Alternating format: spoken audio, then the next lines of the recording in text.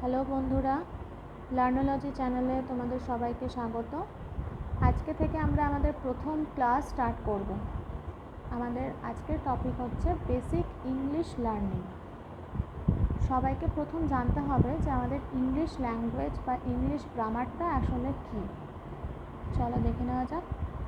English grammar is the set of structural rules of the English language. This includes the structure of words, phrases, clauses, sentences and whole texts. মানে ইংরেজি ব্যাকরণ হলো ইংরেজি ভাষার কাঠামোগত নিয়মের সেট।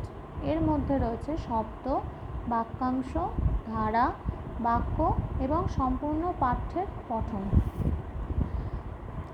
তোমরা সবাই এই ইংরেজি গ্রামার বই পড়েছ। ইংরেজি গ্রামার বইটা হচ্ছে একটা রুলসের একটা সেট বলতে পারো। সেই রুলসগুলোই আমরা এক এক করে প্রতিটা দিন শিখব। একদম প্রথম থেকে যারা বিগিনার্স আছো তাদের জন্য এটা খুব হেল্পফুল হবে আশা করি। প্রত্যেকে একটু, আর যারা জানো তারাও একটু প্রথম থেকে ঝালিয়ে নাও। দেখো, আমারও যদি কোনো ভুল ত্রুটি হয়ে থাকে তোমরা আমাকে প্লিজ কমেন্ট বক্সে লিখে জানিও, ঠিক আছে? Thank you.